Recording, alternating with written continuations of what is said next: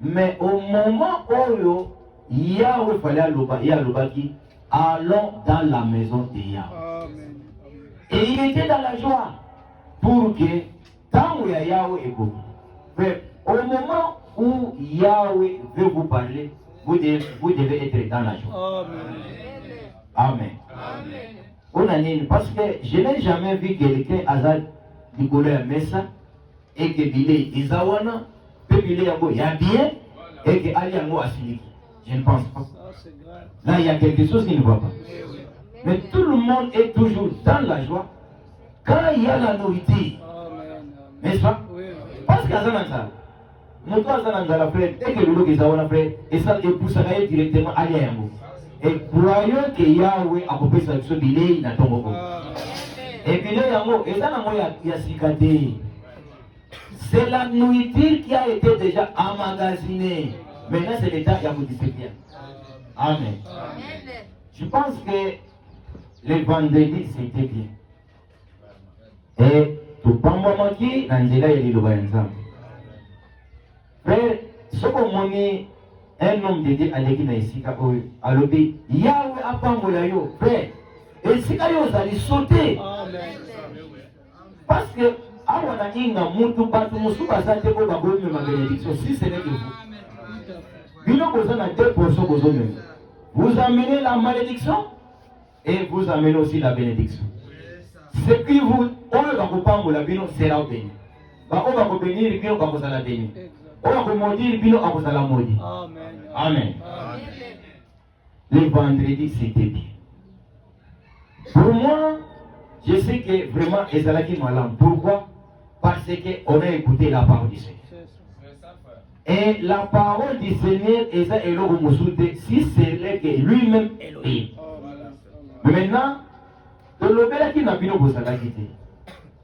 Ezalaki, si je me très très important. Oyo et Baksaki biso toujours un plus dans le parce que à chaque fois, les Lobanandam sont et Baksaka quelque chose. Nakata Bondima Yamutu. Tolobaki na Oetali Omekama. Les Hébreux. Après, c'était très bien. Je pense que Likanisiango est Zaming Mutuya. Et Likanisiango, Togobali Sango Susu, na Elo mon frère Awitkolba Awa.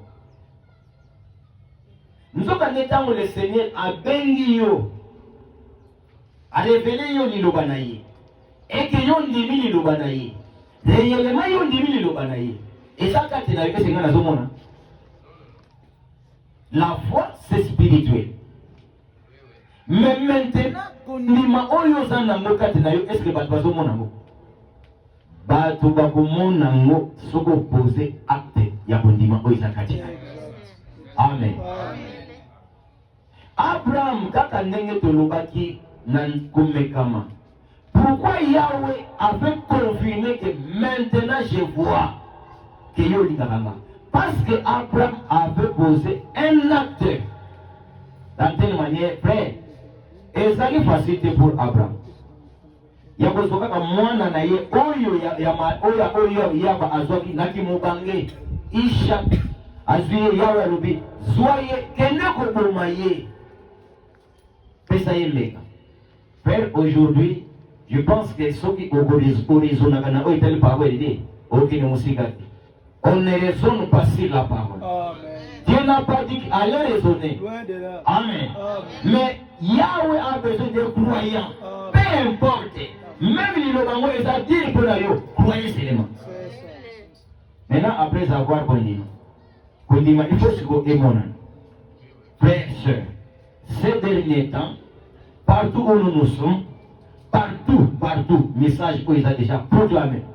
On est dit qu'à chaque frère, chaque sœur, maintenant, il faut que tout le monde Kochango na message. Et c'est là.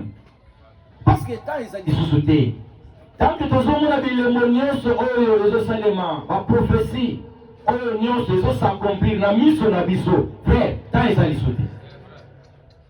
Tant que tout le monde a mon frère, ne soyons pas distraits. Amen. Parce que la distraite, Parce que nous sommes la prophétie.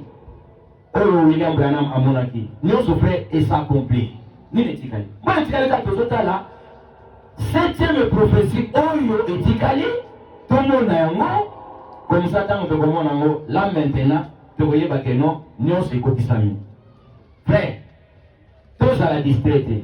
Prenons le message que nous croyons, mettez ça en pratique. Et c'est non. Maintenant, avant toute chose, vous êtes dans la écriture. Parfois, nous avons un moulin iningé. Nous avons un moquet pour peut-être les petits cabinets en pose. Pour que nous avons malade, mais où me regardez. Amen. Lisons l'écriture. Dans Matthieu chapitre 7. Depuis les versets 24. Matai kikapu ya Tsangwalia kubanda na nzira ya kulizore na iya.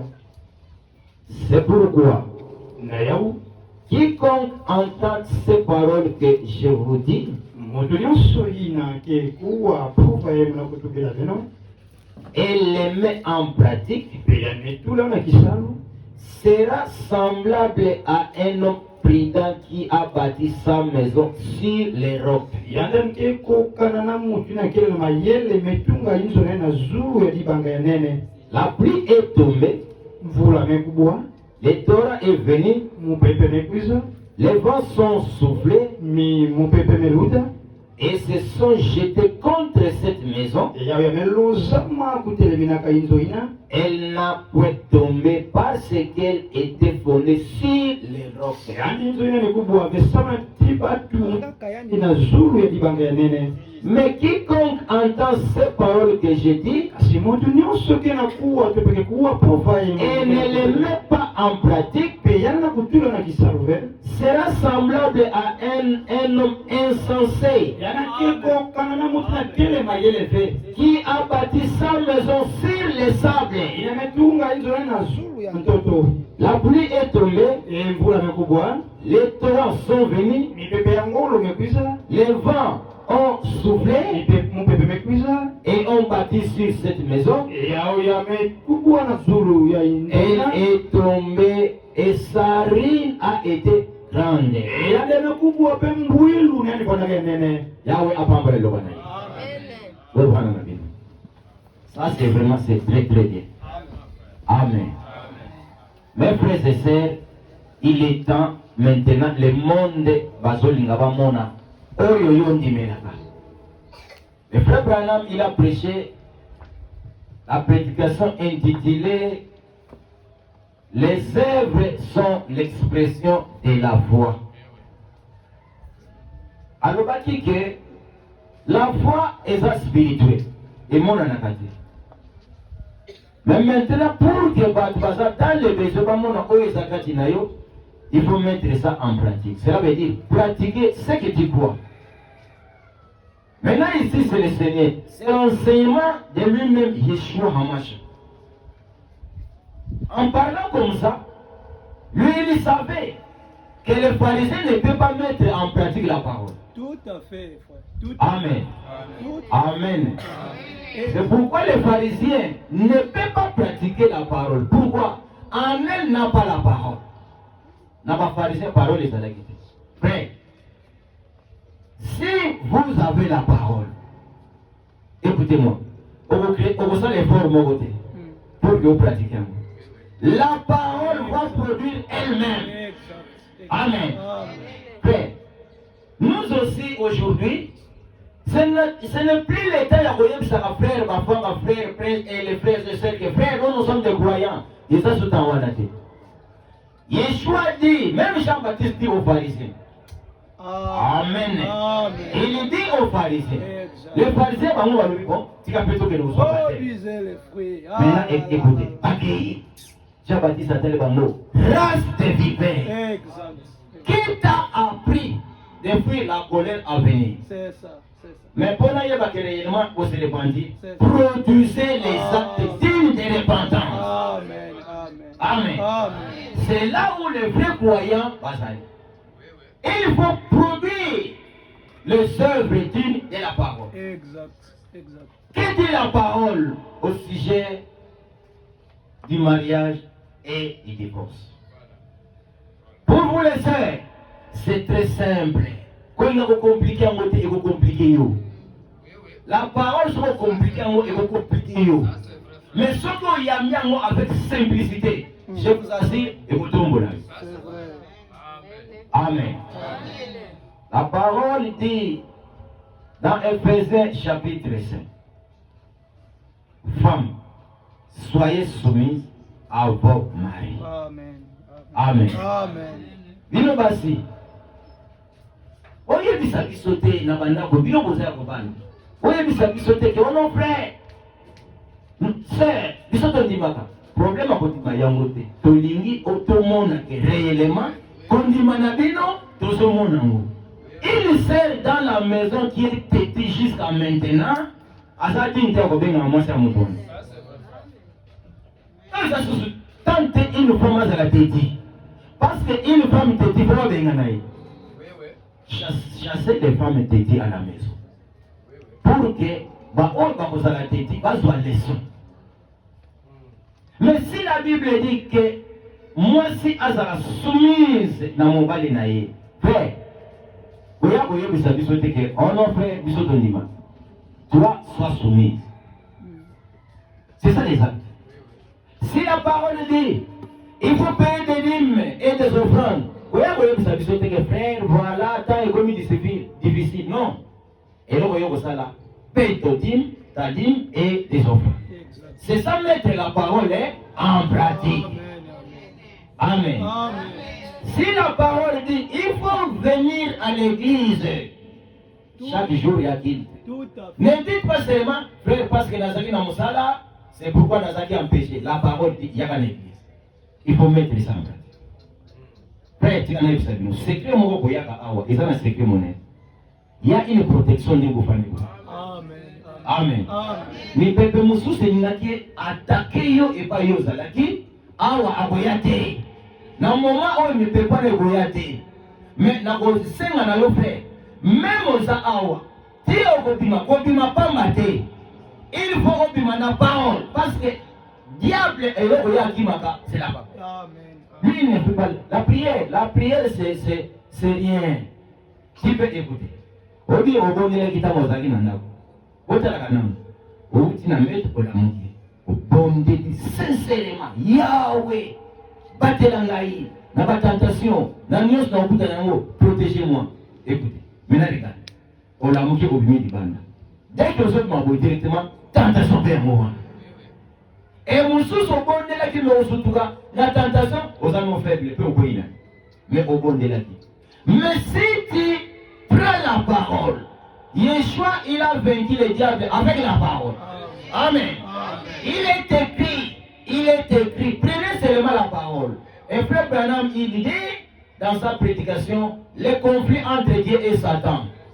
Frère Branham dit Dieu a donné à ses enfants une arme principale. Amen. Pour combattre l'ennemi et si nous sommes beaucoup c'est la parole. Amen. Amen. Satan a l'homme. La prière c'est très bien. Mais la parole est au-dessus. Parce que c'est lui-même Elohim. Mettez la parole en pratique. Mettez-la. On a une chaque lobby. La foi oyo ezangi misala eza ya kokufa. Omane ngofani boye. Tala kitoko. Tala basel propre. Je vous assure, ndenge ngofani boye, il y a une bénédiction eza suspendue de kola mutu. Mais maintenant, okoyamba ngo ndenge nini? Au moment où tu prends la parole, so tambola nango, tu mets la parole en pratique, bénédiction ezalaki awa ekite. Bénédiction ezalaki awa ekite. Jusqu'à ce que, au moment où le Seigneur a vu que non, tant qu'on est fallait n'a pas mon au vrai, au ça la noix est forte. Mais ceux qui ont voit qui parole, le Seigneur va voir qui. Amen. Frère, sans la parole, sans message, mais les deux amours va petit bandit na balaba. Parce que, bon ne vous pas dire.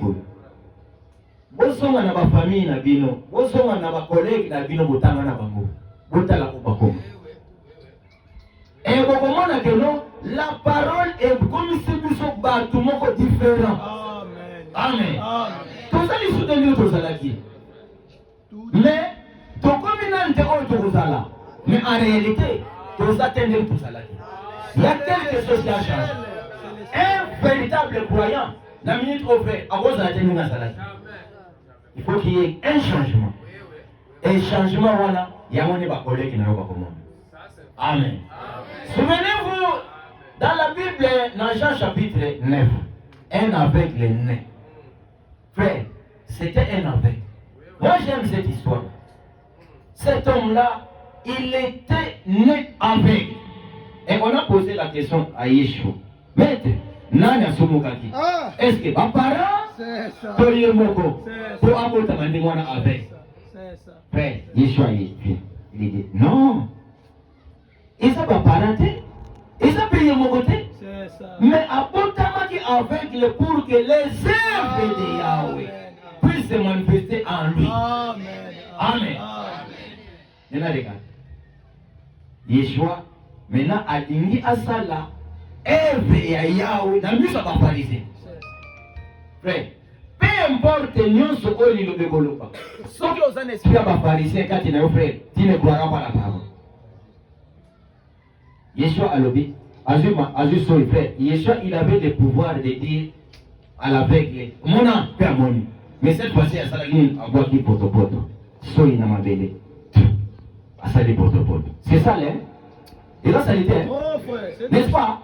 Frère, la parole qui sauve, la parole qui guérit, la parole qui donne la vie, n'a mis sur mon frère et moi dans ça. Exact. Amen. Frère, pensez un peu à la parole. Que le koloba ne va prostituer. Il y a inga. Que non, moi si y a libala, kangami na mobile na ye jusqu'à ce que mobile wana beaucoup. Frère, vous avez mon amour, vous ma salité. Mais c'est cette parole qui donne la vie. Amen. Si tu crois comme ça, tu as la vie éternelle. Maintenant, Yeshua a boit qui porte. A boit qui soit à saler porte. Appliquer à mon ami sur avec. Écoutez. Et ce que l'on a dit, alors il a dit, Kene Kosokola, Nalizibawana, Yashiloé. Oh frère, que Yahweh soit loué. Parce qu'il nous a lavé avec l'eau de Shiloé. Qui est le message? Amen. Frère, maintenant nous sommes à clair. Ce qui dit l'eau au monde à clarté, nous sommes les missions. Avec Léona, accueilli, à Soukol. Nous sommes à mon éclair. Frère, c'est les jours où il y a le monde à clair, où on s'en souvient aux athées. Et cet aveugle-là, tant à mon éclair, fait directement à comme prédicateur. Il a prêché même les pharisiens. Et maintenant, frère, mon collègue comme on a clair, je vous assure, maintenant, mon temps où on a mon collègue, il y a un problème. Est-ce que Isaïe, toi Isaïe? Est-ce que, oh Isaïe, frère, je sais, oh toi Yedi? Toi Yedi. Maintenant, il faut au lac Sanabato, ils ont des yo. Comment makate liboso ya ma famille na yo? Comment makate liboso ya mosala kotokena? Bakotuna yo, est-ce que yo peut oser église wana mabala kama sebele? Ah, bon, c'est-à-dire quoi? C'est-à-dire quoi? Dites oui, s'il y a des gens qui croient comme ça, là c'est le Yahweh de Guinée. Mais ceux qui ont bombami, Yeshua dit, oya koyoka ngasoni awa na miso ya bato. Amen. Moi kolowana na pena koyoka Yesu na miso ba ange. Na oyoka soni na miso ba. Na Yeshua yoka yosoni. Wapi qui passe? Et avec les one, très directement, babali bato bakomi tout le monde mouvement band. Est-ce que ça y est toyé? Yemo va se présenter. Ni le besoin de papa. Oh non, ils sont à débat Isali. Il y a d'autres bakeno, il y a aux alakiwana, au bandé au senga, comme on va. Maintenant, il y a des gens ça y est, bakokani. Yemo va se présenter à l'objet. Bokata débat. Ils sont dégaillés. Au commis bouillé, n'engénin. Amen. C'est un jour bakotona yo. Jour où yo kocha parole en pratique. Ce jour-là bakotona yo. Au commis bouillé, n'engénin. Et avec la bonne mamité, maintenant il a commencé à dire la vérité concernant Olia Salaki. Non, il y a un autre Yitchua. Comment il y a un bois qui se applique, à ce protocole appliqué dans la mise, et à dire qu'il y a des choses dans les images. Quand on a quelque chose là, na moni, frère, et ça là qui débat partout, va pariser babengi. Donc là il y a le courant écouté là. Un véritable croyant fait la mise à bateau, avec ma tête. Pourquoi la parole est comme ça comme moto et puis ça comme supériorité. Attendez, va pariser babengi. Personne qui na Yahweh parce que mutuana oya fongoli misu azamu de masumu. Frère, lilo ba oyo bino bozo indima. Parole oyo bino boyambi oyo sauver mu amna yo. Frère bato benga ngo bozoba. Oui. Lilo ba oyo zana ngo bandeko. Oyo epesi yo oyo komi. Oyo ebongoli makanisi na yo. Mutu mususu azomona ngo eza salite. Baparisien bazoloba na mutu oyo afongoli misu balobi songisa nkembo na nzambe po mutu afongoli yo misu aza mutu ya masumu. Frère, pensez un peu à ça. J'ai la réponse. Pour moi, wana eza na mo problème te. Oyo nga na yebi azala mutu ya masumu azala mutu masumu te mais afongoli ngai misu.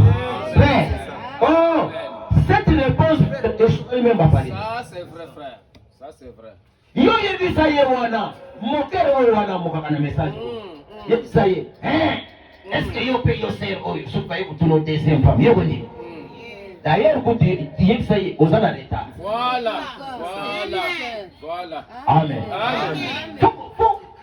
Même à toi, ça n'a rien noté. Mais pour que ces pharisiens ici, faut qu'on ait mis nos bras. Amen. Elohim nous a donné le pouvoir devant le monde. Vous ne pouvez pas voter. Parce que Bino, vous avez le Elohim. Elohim a Elohim. Et cet homme-là, jusqu'à ce que même qui va parler à Bango, il y a Moutouane. Est-ce que moi, je vais voir Bino? Frère, l'église va passer la loi, la loi va passer. Même si ces frères soi-disant un message, passer la Bamboka, Nioso, passer la loi, balinga kate kotika bandimi wana baya koyoka bino. Baye ça bon. Pour que l'église wana. On est église mo tala place bazo sana tala. Na se ya bash. Est-ce que là il n'y a rien de bon? Bakotindi kayo ozana base bele frère. Regardez un peu la vie ni zo pela bo. Frère, vie et pela de nous avons Elohim. Amen. Frère, Elohim a révélé sa parole. Il a dit la polygamie a été introduite partout. Amen. Partout égale partout. Mais est-ce qu'il y a le vrai que non? Quand on n'a pas patron, loin de là. Il a dit partout. Même aux pauvres. Frère, tu vas nous dire non. Les pauvres vont vivre parole. Et Yahweh a commencé à le voir qu'on a dit, il connaît ma pauvre. Bon, il y a cassé sur les pauvres. Comme ça, Yahweh. Faut Yahweh pas mourir, non? Tu étais pauvre, mais à cause de la parole, le Seigneur n'a pas voulu le faire. Et vous allez me dire Yahweh. Mais par contre, il est en train de pousser les gens pour avoir beaucoup de femmes. Tout indique C'est ça, frère. ici, il y a combien de polygames ici? Pas polygame, pas de polygame ça. Pas polygame, pas de polygame ça. Frère Mokoka. Hein? Tout une ensemble d'inga. Mais seulement 15 seul polygame. C'est quand tu dis que non, oyo, azala na base ebe. Nga moko ko na solo. C'est ça. Combien des années dans le message? Mais ça kana mwasi mo. C'est ça l'équilibre. Exactement. Amen. Accusation na bango eza fondée. Parce que nous croyons que nous sommes bien équilibrés. Amen. Parce que Dieu nous a donné l'intelligence. Et nous vivons dans la prudence. Nous savons que Yahweh est avec nous.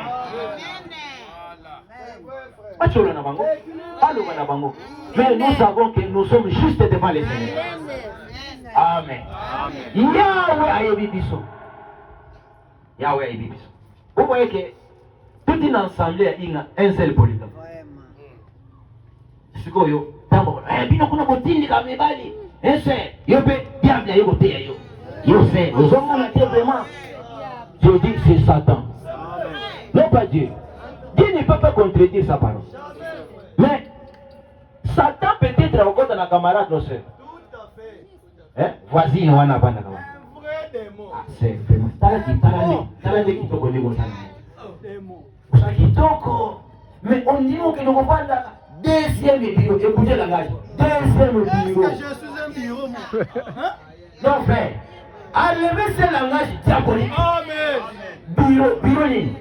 Nous savons que ma bureau est dans ma entreprise. Mais dans la parole, il n'y a pas de bureau. Amen. Tous, on est des frères et des sœurs. Et puis écoutez, qui t'a dit que première femme, il y a aussi une première, parce que papa l'a dit, est-ce que nous avons monté mon bal à la cantine? L'homme connaît qui est la première dans son cœur. Amen.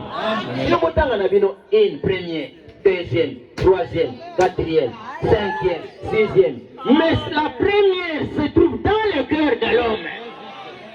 Vous savez quelle femme? Une femme vertueuse. C'est elle. Amen. Et les femmes vertueuses, c'est rare. Hein? C'est pourquoi Salomon a dit qui peut la trouver? Et tant qu'on a une femme vertueuse, là la Bible dit le cœur de son mari a confiance en elle. Amen, frère. Amen. Est-ce que moi, ça me dit que je suis la quantième femme? Je vais faire sa réponse. C'est ça la sœur. Amen. Ça la sœur. Ça la moi c'est vertueuse. Comme ça, je suis ici quand je suis mobile. Et vous verrez que parmi nous, nakata ndako soki boza 3 soki boza 4 parce boza 4 oyo na bino basika te chacun a son esika na ye. Amen. Chacun a son esika na ye. Seulement boluka promotion ya mobile na bino boluka lipango ya mobile na bino soki ekomi lelo oyo yono komona tango sere avanda mobile azo katake manzaka yo kuna mususu osiliki pwani yo sukola basani no yo sukola basani yazo kata mobile manzaka yo sukola basani. Amen. Amen. Yo sukola basani yo mususu wana sukola bilamba yo mususu repasser frère. La polygamie est à kitoko. Un homme polygame azo vivre kitoko. Parce que le frère Pierre disait une sœur qui est seule dans la maison. Frère, akukufa avant. Oui, bonne année. Nyonso ezoleka na loboko moko bana bazokende classe asukola bango yakotiela ngai ti mpo nazokende bilanga ayokotya ti keno otielanga mai na kikoso mpo nazosukola akekotya mai mutu moko misala combien par jour? Frère, c'est une maladie et Dieu a donné un remède. Amen. Pour que vous la guérir. Et maintenant yo sokola mpo nani? Si vous voyez une femme qui refuse a commis un problème parce que mon gars n'a pas ça, elle a des démons. C'est lui là des démons. Oh, il faut qu'on paye. Parce que à son barrière route, et peut-être il y a beaucoup d'athées, mais il y a personne qui a barrière pour que il faut chasser de telles personnes. Amen. Mettez en pratique la parole de Dieu. Quiconque met en pratique est semblable à un homme prudent. La prudence, c'est l'intelligence. Amen. Un homme prudent est intelligent. Pourquoi avant ça, il est comme amekakana otala. Là, c'est qu'on a zokota na polygamie. Na limite la bima aventurier. Parce qu'ils ont responsabilité. C'est ça. N'est-ce pas? Écoutez mes frères, c'était conseil dans notre vie. La parole de Dieu est juste. Amen. Si la parole est dans ton cœur, frère, nous sommes justes. Et nous sommes selon la justice. Maintenant, aux yeux de décision, nous avons pas ça. Moi, c'est mon souci. Pour que maintenant, aux yeux lizomuka malamu. Okuti pasteur. Pasteur soko moni après ce conseil na likambo yoka ye. Le frère Branham dit, soko boy conseil ya mosali na Nzambe. Yeba ngo malamu kende. Un jour, boye la yo mona. Parce que les hommes de Dieu, bah ça mieux placé, il y a compris ça vino, va conseil ya malamu. Frère a dit ce que pasteur a dit ce frère, au moins que ça sœur ni. Oh non, parmi les sœurs, na mona ki sœur mon sœur tel. Yo sœur wana yene ozoli na en. Donc ngani na moni sœur wana pona yo ekosimba te. Ngana moni, mekana inana ko tuna nan sœur wana. Yo ko mona ki toka sœur wana. Oye oyo ka o pasteur a dit si yo na kitoko wana. Ali aussi conseil à pasteur ko tsango pembe.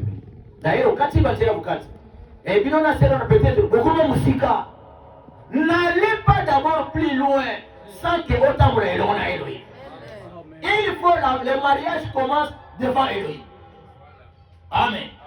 Il va devant Elohim, cela veut dire devant les hommes de Dieu. Avant autour de sœur, on non sait alors oui ou non. Écoutez-vous les sœurs. Si vous voyez un frère ailleurs pas. Un faux frère. Que non, ailleurs autour de l'Ibaï. Un faux frère. Tout n'a rien de motuna. Est-ce que pasteur a aidé? Amen. Et là, vous découvrir que frère Wana, c'est un faux frère. Vous pensez que tous les frères Wana, ce sont des vrais frères? Moi, je ne pense pas. Parce qu'il y a trois sortes de croix. Amen. Il y a toujours trois sortes. À chaque groupe, il y a toujours trois sortes. Maintenant, il y a directement. Tant que mon frère Wana, à ça, on a monté à Sika. Tant que mon frère Wana, à ça, on a peut-être une entreprise, on va foutre $500. Madame Yolobi, ah, Yosa frère Nangana Ndimika. Est-ce que les pasteurs a eu? Frère, Oyo Moutou a kangi et go pendant n'importe quand. Mais Oyo Moutou a sangisi, Oyo a sangisi. Frère, Moutou, moi, t'as un pouvoir à Kamara. Amen. Les polygamies, la polygamie plutôt, c'est la parole Oyo et Outina l'autre. Si quelqu'un ne croit pas que l'homme peut avoir plusieurs femmes, et si l'année est à la Kawati, quel est le nom de l'église catholique? Quel est le nom de la pentecôtiste? Et dans la soirée, il y a bien, qu'elle n'est pas dit faut de l'enfer. Quel n'est pas là, on vous en à l'aise. On va nous parler de ma foute. Alors, c'est, tu es très belle. Il faut chercher l'homme unique au Yayumoko. Mon père Yayumoko. Mais quand ça soit Yayumoko, même aux habitants 2, même aux habitants 3, mais mon père Yoana Azaka Yayumoko. Amen. Pour écouter. Vous en avez pas signé ça. Maintenant, vous êtes en Boulaka. Dans la ligne de tes femmes, vous êtes en Boulaka. Yo êtes en Boulaka. Vous êtes en Boulaka. Ogolobana mobali na bango mobali na ngai moko amen na seri wana pe mususu wana soka ke kotambola na ye batune o mobali na nga frère mobali azalaka mobali ya basi même ata 100 amen mais mwasi azalaka mwasi ya mobali c'est ça différence amen il y a une grande différence entre l'homme et la femme amen frère l'homme peut mais la femme ne peut pas. Frère, croyez comme ça. Et au moment où Elohim a retombé la basselle awa. Et c'est le temps où la basselle faut lancer des filles. Parce qu'il est plus loin. Va vivre même Esaïe 4. Vous voyez Esaïe 4, hein? Vous voyez bien, vous? Combien de femmes battent les mains? 7 femmes battent les mains. Vous voyez, frère, Vandaka, vous voyez ça après. Ok, pas ya frère, mon coco. Coco, oui. Alors, frère Prince, oui, frère. Mais ce mot qui n'est pas ya frère Prince, pose à la Vierge. N'est-ce pas? Pour ce mot que nous avons appliqué, Esaïe 4, la frère Prince, pose à la Vierge. Ce mot la Vierge était coquinité. N'est-ce pas? Lui, c'était un prédicateur. Un homme de Dieu ne peut pas épouser une femme qui a été touchée. La Bible, le frère Branham dit, les sacrificateurs, toujours vierge. Maintenant, passer le matin. Oh oui, shalom, shalom, frère. Frère, tu es pas là. Problème aux femmes. Prions. Et moi, ça rappelle la prière dans le système. Si vous écoutez, vous autres, c'est maintenant dans la parce que, vous avez dit que les signes moko, les autres, parfois, frère, on a eu l'intention à manger. Parfois, frère, on a eu des mots dérangés. Maintenant, quand vous comprenez, des mots, vous allez confondre. Shalom, shalom. Frère, en tout cas, Naïna sœur, nous sommes allés dans une décision. Nous voulons vivre la parole. Quelle parole? Esaïe 4. Yamotoye Banane. Frère, Bible le dit. Esaïe 4 le dit. Oh, le biso tozana ngona posa. Kaka komona. Li patogoli. Ela patogola. Mais biso tozana posa. Komona yo. Boy longo la biso soni oyo. Frère, une femme qui n'est pas mariée. Aza mwasi moko honteuse. Cela veut dire quoi? Aza na kombote. Même na balabala bakobenga ye. Donc ye aza na protection. Une femme mariée, protection na ye eza mobali. Une femme mariée aza protégée. Pourquoi? Parce que na kati na ye aza l'esprit moko oyo ezoyebisaka ye ke oza mwasi ya moto. Et puis pas nyonso okende. To benga olobeke. C'est permettez Yavanan. Et puis, une bonne femme. Dans le babengi yo, il va y avoir mon bail. Quand il a été bon, il a été bon, il a été une femme mariée a un comportement différent. Même vous les frères. Lorsque vous reconnaissez que cette sœur a un mois à Kobala, sans le soleil, ça n'a respect. Respectez-y. Parce que à sa sœur n'a été moi si à faire. Frère Branham me dit, même morte ya bamba oyo ozope ça y est, il faut un fils de Dieu pour que vous sa sœur morte Israël malade. Maintenant, la sœur a pratiqué Isaïe 4. Tout là ta Congo na yo, parce que na kati ya Congo mobile kuna, il y a une protection. Balamoko, nous savons, tout ça un témoignage moko illégal. Une sœur à Salamo, qui n'a pas un frère à l'obit, na vie na ngai soki na lati komo na yote en tout cas na vie na ngana somo na ongele na buume na mingi na kufa komo no kaka ba frère na basé. Il est temps de pratiquer la parole. Mettez la parole en pratique. Oyo tali di futaji. Oyo tali offrande futoufrande parce que c'est la parole. N'est-ce pas? Il faut les pasteurs aillent par les vrais croyants dans l'église. Les vrais croyants dans l'église c'est ça banane. Et ça va oyo bayaka chaque jour l'église. Et ça va oyo ba soutenaka every day. Vous foutaka badine, vous foutaka offrande et des dons volontaires. Biso toye côté. Là vous savez la vérité. Biso toye côté. Sinon selon l'écriture, frère, tout à moi. Frère, vous autant l'écriture. L'écriture est le mususu. Pour la considérer en pénal. Mais tu l'as tout à moi. Matthieu chapitre 4, Matthieu chapitre 10, depuis le verset 7. Allez, prêchez et dites les royaumes des cieux et proches. Amen.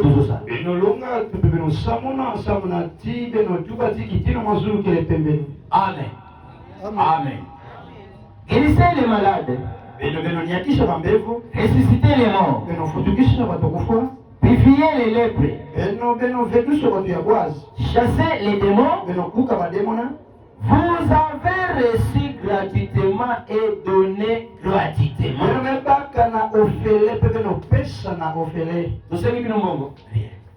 Amen.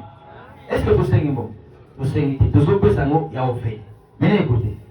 Ne prenez ni or, ni argent, ni monnaie dans vos ceintures. Ni sac pour les voyages, ni sac pour les voyages,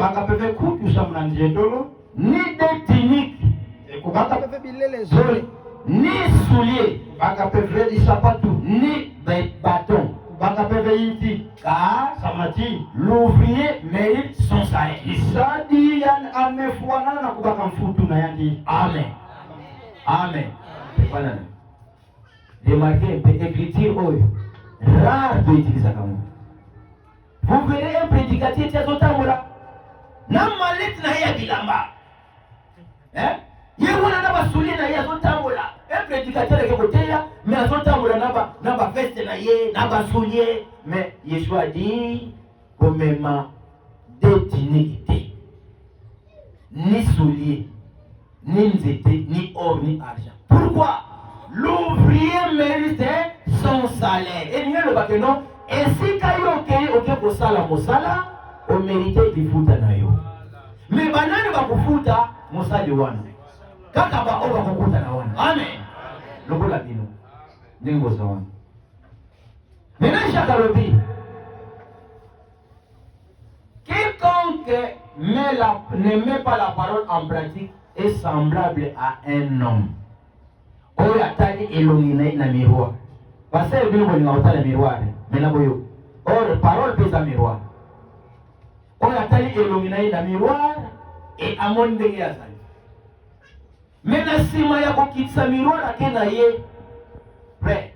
Est-ce que vous voyez parole salaki directement na elongina yo obosanya. Bible lobi ndenge wana mutayo kaliloba na Nzambe pe aboyi kochango na misala. Et regardez la foi d'Abraham.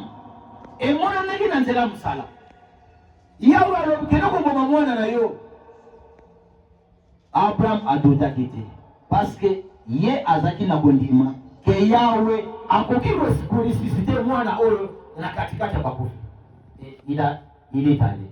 Atemba la moko peut vraiment akoma kitina suka. Elohim azozela yo okoma tina suka. Pour qu'à confirmer, alors maintenant je vois. Amen. Que yo linga kangai. Osalini pour que elo aloba ke elo na moni ke yo ndima kangai. Olinga kangai. Toza susu mutu mususu exemple que oyo kondima na e mona na misala. Moïse, l'homme de Yahweh, prophète, Oyo, Yahweh a pris la témoignage. Alors s'il y avait des prophètes, n'a pas na bandoto, na vision. Mais pour Moïse, na loba na ye face à face. Frère, Moïse a mouru makam. Allez 40 jours et 40 nuits, na désert, na montagne. Kuna kengaki azaki liboso ya Yahweh. Et kozonga na ye elongi ya Moïse bali kopela lokola moto. Maintenant regarde. Na désert kama kene ko kama bampate ya kokilo na ye Jétro directement Yahweh abimeni.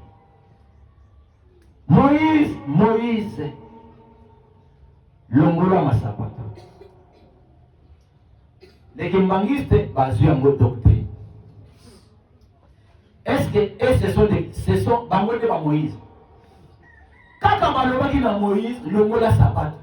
Mais bamota mamone écriture wana malamu balobiki ndama balobaki boko tana temple boko longola sapato. Frère, ce n'est pas de ce sens-là. Moïse a longoli sapato et directement voix ebimi. Moïse namoni pasi ya libota nanga. Mena na kiti pour que na délivrer. Frère, Elohim makamuso asala ka frère, les mususu na bo mutu na biso frère. Ezali ta mokoneti, ongelete ezali goma. Comment un homme Moïse, oyo bazo pesa mission ya délivrance, akende ko délivrer Israël na nation où est puissant Égypte. Mais azana armée. Ma frère. Lelo oyo États-Unis azobunda na Russie azobunda azobunda États-Unis. Frère, na maboko papa. Na nzete. Lelo soto moni Poutine na si nzete. Oh non nzete oyo mona azobeta motron. Frère, to koseka mote. Mais à ce temps-là, Moïse na maboko na ye azalaki ni arme, ni mitraillette, ni bombe atomique, mais eloko azalaki na ngona maboko na ye seulement nkawa, lingenda, nzete. Maintenant, je vais poser la question. Est-ce que dans nzete wana, comment nous avons dit nzete wana, mutu oyo azokende kobimisa libota monene na kati ya nation oyo eza puissant, mais azana armée te, armée na ye nzete. Yahweh alobina. Écoutez, Pourquoi Moïse a dit l'assurance? Parce que Yahweh a dit à Moïse, je serai avec vous. Amen. Na kosala na yo elongo. Frère, ce qui Yahweh a dit na yo elongo, tu es toujours vainqueur. Peu importe, même à ta démon va t'ennemis, parce que Yahweh a dit elongo. Moïse a dit que Jethro, il est allé devant Pharaon. Pour Allah, ça te condima, oh ya yoki. Message ya yoki na Yahweh. Pour Allah, ça, na kibota Israël, que Moïse n'a pas eu de Yahweh. Et il est venu avec un silence, parce que Yahweh a dit. Frère, ce que yoki incite le Seigneur, ça c'est que c'est Yahweh qui a parlé. Directement, Moïse devant les pharaons. Premier test. Pharaon, ainsi dit Yahweh. Répétez seulement ainsi dit le Seigneur. Devant circonstances, répétez seulement ainsi dit le Seigneur. Ainsi dit le Seigneur. Yahweh a dit. Il dit ça qui peut être un peu qui nous sait. Pharaon a dit. Hey, yo. Na somo no comme si on dirait aux salama c'est qui ngana suis ba miumbu ko ba kusala ngamo sala yo yesala Yahweh qui est Yahweh ni dio zo sala pour que naiba ke Yahweh mutatini Yahweh alobi ozana bileni waka mkao agwa kidege ebongo ni nyoka para watalelo oyo kama shite na zola soke ngape na sala mazishi abengo mazishi na ye bango basaki ko basalaki oyibi histoire mais wotala Elohim est toujours suprême. Amen. Elohim yé azwaka échec te. Tellement le baki no Moïse que na kosala elongo na yo, frère, peu importe nyoso Moïse akosala, Elohim toujours akopesa sa victoire. Directement. Ba mazise ya Égypte ba yé bango pe basali ba miracle. Frère, ba démon pe basala ba miracle. N'est-ce pas? Même pas monde a besoin de ça, c'est un miracle. Et vous n'y êtes miracle wana. Parce que sont monana. Quand ça c'est quoi yo? Mon tout mon ko avec la porta des années. Et yebani. Mais à quel pas un tel. Madame a salé bisala salati ti porta ici. C'est un miracle. Directement bango voyez, bango ba bois qui ya bango banzete. Banzete effectivement. Et bon moi ne comme banyoka. Mais Yahweh comme lui il est Yahweh. Frère, directement Moïse, je pense que la minute où on a peut-être, n'a pas moutoulaye, encore comment on le voilà, c'est mon écran. Mais tellement, à Yahweh, à l'objet qui n'a pas ça et le monde à yo frère. Ce qui Yahweh a dit, qu'on parle à l'autre côté. N'ayez pas peur. Même au sein de la carte d'Andakou. On n'a pas frère, je sais, on peut faire ce témoignage. Que non, à côté de la Andakou, on peut couler, ça la fait donc guerre na guerre. N'ayez pas peur. Parce que Yahweh a cause de l'échec. Moïse soyez calme, soyez silencieux. Yahweh combattra pour vous. Moïse a dit frère, Moïse a sutuka nyoka na ite. Eke edodi nyoka wana emenya. Edodi nyoka wana emenya. Edodi nyoka wana emenya. Na biso Pharaon. Si Pharaon était un croyant, directement du coup, c'est là où il t'a. Mais l'incrédulité n'a est bâtie sa vie de choses. Peu importe le miracle de vos salles, ma frère. Si vous êtes incrédule, d'ailleurs, et vos actions sont incrédules. Directement, Pharaon dit, non, ça c'est pas possible. Et vous voyez l'histoire. Jusqu'à ce que Elohim, na dernier test, et comme tu as niveau, que non, mon kamobimba, et comme dit bembena bibeni. Moka mobimba, ba grenouille et bimina mai, et ton ici, royaume nyosa Pharaon, malgré nyoso wana, motema ya Pharaon sera toujours libana. Et regardez, jusqu'à ce que Pharaon a montré que non, et qu'on peut se trouver. Allez, Moïse, allez, bokende. Or que les alliés disent, frère, l'air mosusu dans la vie, il faut que vous ayez confiance dans Yahweh. Parce que Yahweh a dit, et pas Yozo Kene, Yahweh a dit, et pas Yozo. Vina Yonanga est né, nem Yonanga, ou y'a dit te faire Vina. Mais Yahweh a dit. Pourquoi pas tous en confiance dans eux et souka vina? Parce que yéne a tombé mayo. Yo yémi na yote. Imaginez-vous que les enfants d'Israël, babimi na Égypte, tala makamelo mal asala. Ayebisi Yahweh alobi na Moïse, yebisa bango bana Israël. Ba defa biloko na Égypte. Oyo ba defa ba defi ba or, ba defi ba biloko ebele. Donc on va combattre les nango. Et na lolenge wana tango Israël, Égypte ba moni que Israël akei kanda balandi bango. Arrivé na mer Rouge. Vers mer Rouge biso tokaka lisolo. Lokole koma lisolo ne pas na yo sala ne eloko moko. Mais ala sur les sika wana. Keno bokomi fleuve ya moté. Mais mer Rouge dans telle manière que nanga mkuno zomona. Mais maintenant bakomi wana baba loko na sima bamona Pharaon na ebundeli na ye azoya. Frère bato mayede ici. Mais tandis que Yahweh a dit à Moïse, ne crée pas, kobanga te, ba égyptien ozomona lelo lobe komona bango. Et ainsi dit le Seigneur, et ça va me bon.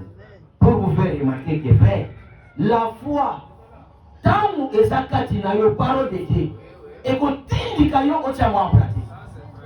Et tant que yo tiamo na misala wana ya mone batu ba komona.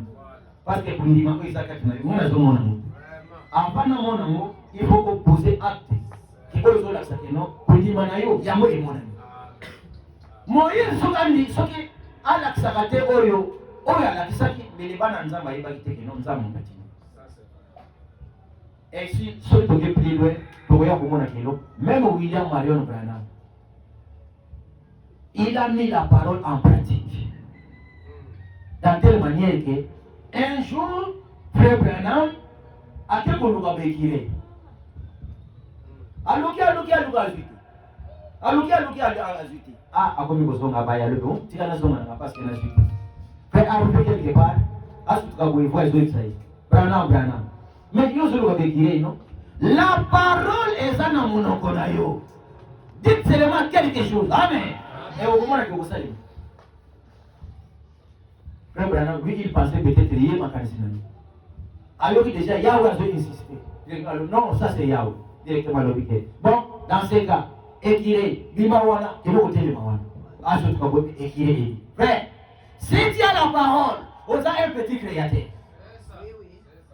Tu peux créer une atmosphère. Est-ce qu'il y a quelque chose qui est ok, écoute, Batbazana Bazoswara, dès que va mourir, Frère Prince, ça soit au moins Frère Prince. Il y a ma campagne. On crée atmosphère où il y a qui vient. Exact. Amen. Un vrai croyant, c'est un petit créateur. Parce que le Lobananta, il s'accade. Or, la parole de Dieu, il y a mon écrit. Et Frère Branham, dans ma lobby, écrire directement, il dit pam, écrire, il a bon. Effectivement, il y a un maquilla. Et ça, il y a une vision. Pour ceux qui ont la vision, mais écrire, il y a un maquilla. Mais on a moins les maquilla, donc cela veut dire, et ça vraiment, et ça, les camots réels. Et il y a une plus loin. Vous voyez l'histoire. Et après, quand vous voyez, à combien de temps avec beaucoup de soeurs, à Haïti. Maintenant, avant de vous faire témoignage, nous avons béquillé, nous avons écrit béquillé. Là directement, c'est à Zalaki Mondine. Elle était une croyante. En elle, il y avait l'esprit du Seigneur. Directement, donc, Frère Branham, ce que tu dis là, ce n'est que la vérité, en quelque sorte. Amen. On ne peut pas mettre le nom de ça avec foi. Je vous assure, Frère Branham dit, si tu es malade, tu seras guéri. Amen. C'est pourquoi, pour ça, on c'est une aménité. Tout à fait. Et Frère Branham dit, c'est comme au moment où on va faire le bafon, on va faire la chasse. Hein? Mais il faut prendre un exemple. Que ma mère n'a plus les amasser. Comme ça, la mère est égoïste. Ça amène inspiré. Pour faire ça quelque chose. Amen. Pour ce que ça amène égoïste, et vous voyez. On va faire tant qu'on va la chasse. Autant. Au moins, on va faire la kanyamawano. Moi, pour aller bien, il faut encourager. N'est-ce pas? Nous encourager.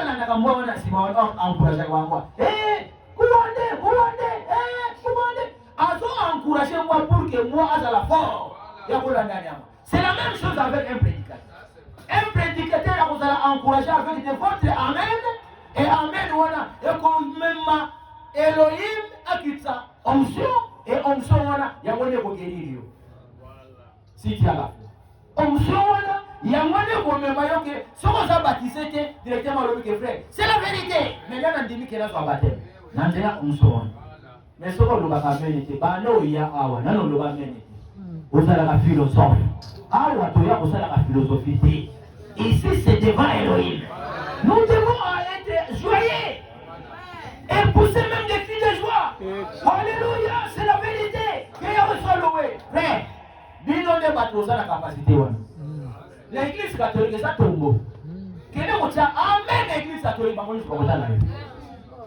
Inhabituel. Amen. Sauf que dans l'église protestante, on dit Alléluia. Frère, pourquoi on va faire Alléluia? Dans l'église catholique, pourquoi on va faire Alléluia? Pourquoi? Lorsque les prêtres lisent la Bible, et qu'ils attendent un mot noir sur le blanc, pourquoi on a comme c'est l'écriture, pourquoi on va faire Amen? N'est-ce pas? Malgré avoir interprété mon année, mais c'est que le collège est écrit, pourquoi on va faire Amen? Mon collège va Amen et ma case, bah Dieu soit pas là. Pour battre la haute. Nature ou un côté pas la vision de voilà, ils ont nature moussous. Un enfant de Dieu Azarana et Sengo, vous allez dire Elohim. C'est comme une femme. Amen. Une bonne femme Azarana et Sengo, comme on a comme balina. Si vous voyez une femme, à d'autres nombres, à n'y a pas de la vous voyez bien moi? Frère, c'est ça. Ce qu'on dit, c'est à d'autres. À n'y a pas de la donc, moi, quand je suis deuxième, comme ça, ça est bien. Yo, parce que tant où yo a payé, et ça la et c'est nous. Ce qu'on m'a dit, moi, c'est mon balai, parce qu'on l'a gâté. Où y en a l'accès, bien, parce que. Moi, c'est mon balai, papa n'a qu'un andao, l'isolé, ça l'a gâté. Est-ce que on est à l'Iban? T'es n'a pas le visa l'Iban. L'Ibala est zande amour. Bofana mobali donc yo mo sentir que en dehors ya mobali oyo ngana ko vivre isso. Voilà. Mais Frère Branham dit vrai libala ezalaka l'homme et la femme absence ya moko wana zalez. C'est bon moni une sœur mobali a voyagé. C'est bon moni un frère moi ça voyagé. Qui était avant wana frère. Comment c'est la voyagé? Ah, même à ta inania salanae. Donc il y a un ça ne va pas. C'est juste. N'est-ce pas? C'est juste. Oh non, côté frère à voyageant, c'est la tikalaki. Frère ça n'a voyagé. Nous nous comptons même pour toujours une bonne année. Il y a un ça ne va pas. Pourquoi? Absence il y a mon bail oyo. Moi si n'est lingaka. Donc pour naïa zo mona keno tongo kotana. Ngana zala kasoki toke bilanga na mosina. Tant tozo zonga. Songa na misongeli avant. Il y a zongi na noté. OK, il y a zo tambola. Muke miso na izota la kotia kopi. Muke miso na izota la kotia kopi. Pourquoi? Parce que c'est ma femme. N'est-ce pas? Mais yo za kobala. Yo za kobala frère. Mais jamais un frère ayana na kuna bila okuta bino qui vraiment qui bongane. Rien? Non. Mettez en pratique ce que vous croyez. Amen. Et beaucoup même il y a des gens qui jeune frère au Bakoba, le lobby frère, puis nous vous autres déjà Bakoba la lobby. Ce qu'on fait, c'est un hein? Et d'ailleurs, on peut se conseiller, frère. D'ailleurs, même à on peut se conseiller. Il y a donc fin de mon ménage, na moi sinon. Oyo bino mosalaka elobaka plus que oyo mokoloba. Vos œuvres parlent plus. Donc oyo bino mosalaka. Parce que oyo salaka wana, oyo loba elobaka mingi, fina yo elobaka mingi. Écoutez les frères Branham pour terminer. Dans sa prédication intitulée La statue d'un homme parfait. na diloki na ye dineba mebokudila kifua nusu ya moto mekoka. Et frère Branham dit quelque chose. Branham etu ba jambo mosi.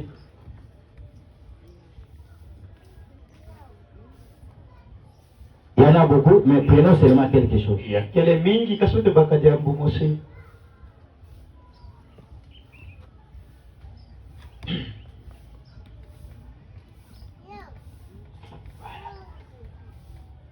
À la page 24. Amepana lukaya makumi zoli na iya.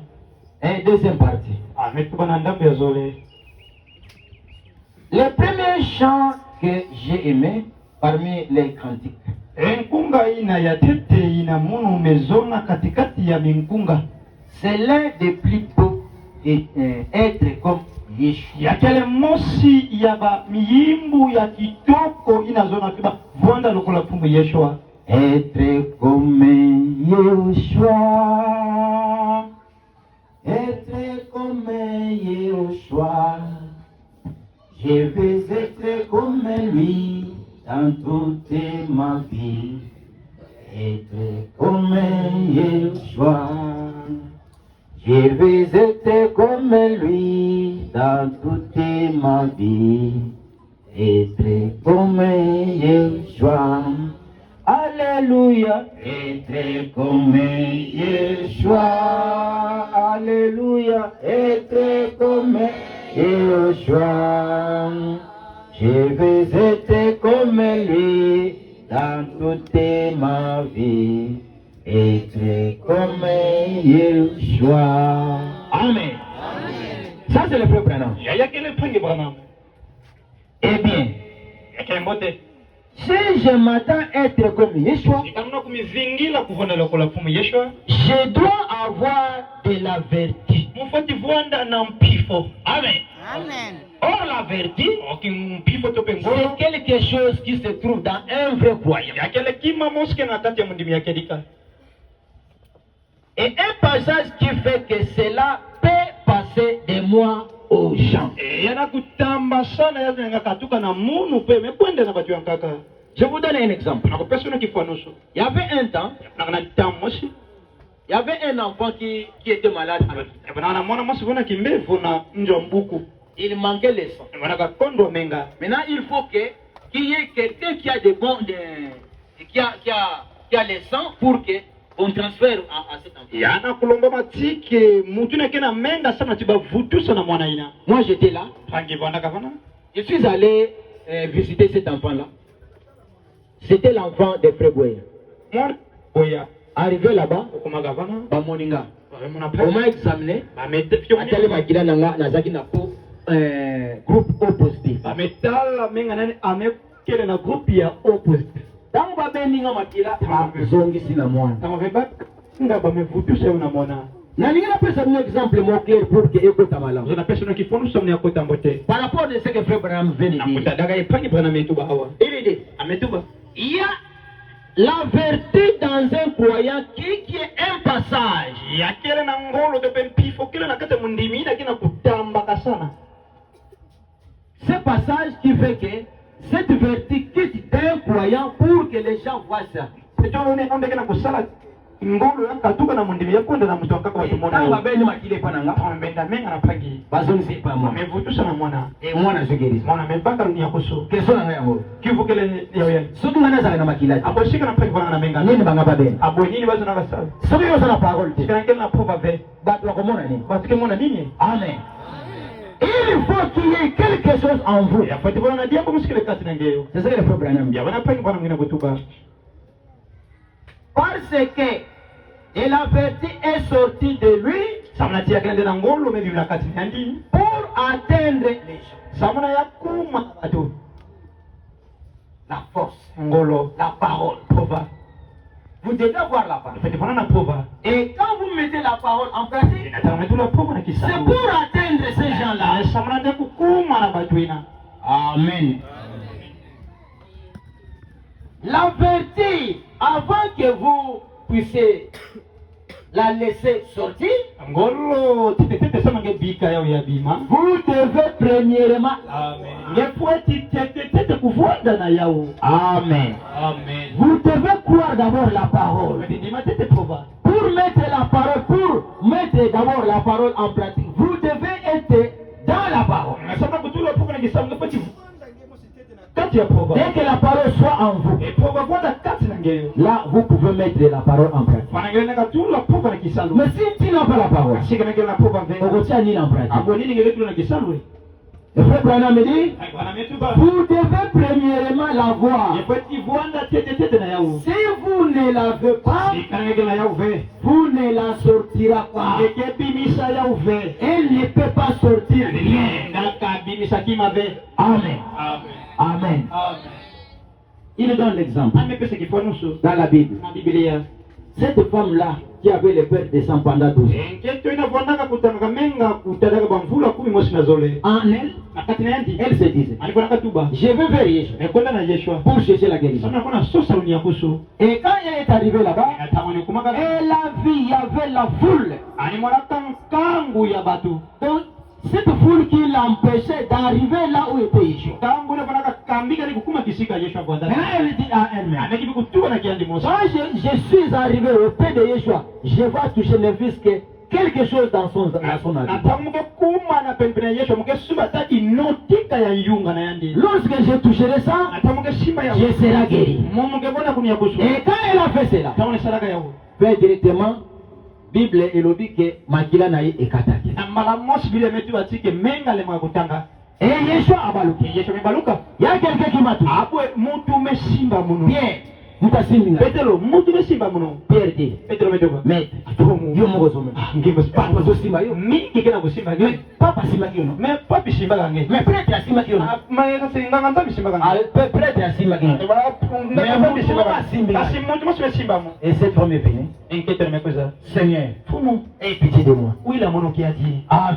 amen Et directement, il peut Branham dit que quand il a Yeshua, il y avait une force qui est sortie de lui pour aller guérir. angi bana metu eketi ya Yeshua ngolo bima kasema kuna niakisha C'est cette vertu-là yakele ngolo ina qui se trouve dans des vrais croyants. ina kele na kati bandimi yakedika C'est cette parole-là yakele de pova ina qui se trouve dans des vrais croyants. ina kele na kati bandimi Et les yakedika vrais croyants à leur tour, bandimi yakedika na tu il faut que Babimisa Yango pour aller donner la vie aux hommes. afati bimisa sana kuna pesa moyo na batu kaka Écoutez les critiques. eno kuwa disono kwa Dans 2 Corinthiens chapitre 2. eno kuwa na bakolito zole Dans 2 Corinthiens chapitre 2, bakolito zole kikapu ya zole depuis le verset 14. banda na nzili ya kuimusi na iya Grâce soit rendue à Dieu qui nous a fait toujours triompher en Christ. ankemo futu kwa na nzambi hii na Kristo ina nzambi ina mepesa beto ndunguru na kati ya Kristo En Christ, nous sommes vainqueurs. kati ya Kristo tekele banungi Écoutez. eno kuwa Et qui répand par nous ina kena kupanza kasi na nzila la beto en tous les na bisika nyonso l'odeur de sa connaissance. sudi ya nzailu na yandi Non pas tout tsunga. tunga ya nzailu na yandi Tout tsuda yimbi quoi. Mais tsunga malasi. Mais ici, c'est l'odeur. aweme tuna chunga Tsunga na tsudi yake ni baba mzuri ya kwa kisa. Tsudi yake jambo yanataka tsunga kile jambo. Donc ici, quand on parle de l'odeur de sa connaissance, yakende chunga ya nzailu na yandi nous beto sommes en effet pour Elohim la bonne odeur de Christ. beto kele samuna Elohim tekele chunga ya mbote Parmi ceux qui sont sauvés samuna kakati bene mebulusu et parmi ceux qui sont périssés, ceux qui meurent. samuna kakati bayina kena kufua Aux uns, abayakaka une odeur de la mort donnant la mort. beto kele sudi na kena kupesa lufua Aux autres, abayakaka une odeur de la vie donnant la vie. kupesa chunga mosi ya moyo na kena Nous, kupesa nous lufua sommes en effet une Amen. bonne odeur de Christ. beto kele na ya uchunga ya mbote na Kristo La bonne odeur, c'est la parole. chunga ya mbote kele proba La bonne odeur, c'est le message. chunga ya mbote kele chango C'est l'ouverture de la parole. ya kele ndio kuzibu C'est les sept soins bénis. ya kele ndio C'est ça la bonne odeur. ya una chunga ya mbote Maintenant, nous, à notre tour, asibete na tuna il faut répandre ça en tous lieux. etafati panza ya una bisika nyonso De quelle manière? na mtindo nini Mettez la parole en na kutula ka proba kisalo Amen. amen Amen encore. amen Je pense que vous avez compris. atati nime kukosa Nous, beto nous sommes la bonne odeur de Christ. beto kele chunga ya mbote na ya Kristo La bonne odeur de sa connaissance. Sunga ya mboti yanzailo no yandi. Il faut que cette bonne odeur soit répandue. Ya melomba matike sunga na mboti ya panzana. Prenez le message. Betemaka changu. Allez avec le message. Aitakwenda changu. Prêchez la bonne nouvelle. Betolonga samu ya mboti. Laissez les malades. Betonia kiswa Et bimeko. celui qui boira, Inekendima. celui qui sera baptisé, Yani ndege botu ko. sera sauvé. Yani ndege buluso. Celui qui ne boira pas, Inekendima ve. sera condamné. Yani ndege buishama. Que Yahweh vous bénisse. Bika yao ni chakula wewe. Shalom. Shalom.